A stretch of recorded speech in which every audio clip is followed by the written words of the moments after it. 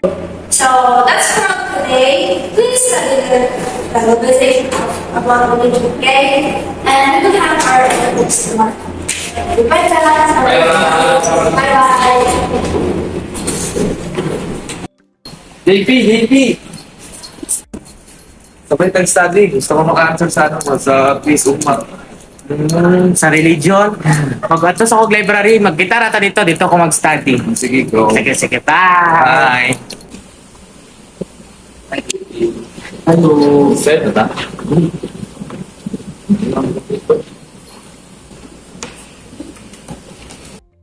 JP, ako i-ask a question. Sorry ka, sa globalization. Globalists are less worried about whether they will end up in heaven or hell. Their skills are more pedestrian as they aim to seal trade deals, raise the profits of private enterprises, improve government revenue collections, protect the elites from being excessively taxed by the state, and naturally enrich themselves. If she has a strong social conscience, the globalists see her work of contributing the general progress of the community, the nation, and the global economic system. Religious people are less concerned with wealth and all that comes along with it.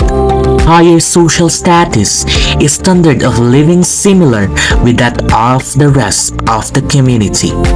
Exposure to culture, top of the line, education for the children. They are ascetics precisely because they shun anything material for complete simplicity, from their domain to the clothes they wear, to the food they eat, and even to the manner in which they talk. Lots of parable and allegories that are supposedly the language of the divine. A religious person's main duty is to live a virtuous, sinless life such that when she dies, she assured of a place in the other world, heaven.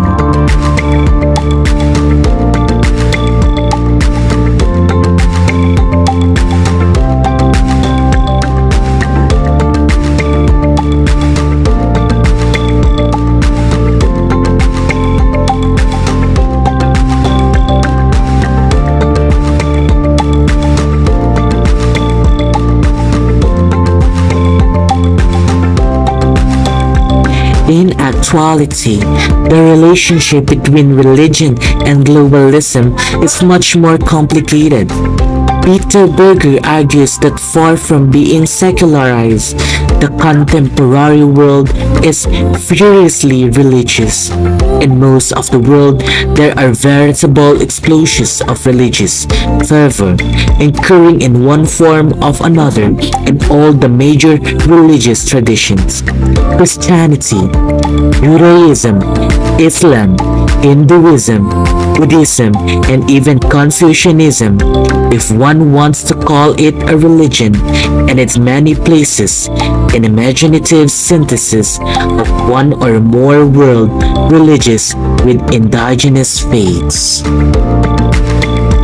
Religions are the foundation of modern republics. The Malaysian government places religion at the center of the political system. Its constitution explicitly states that Islam is the religion of the federation, and the ruler of each state was also the head of the religion of Islam.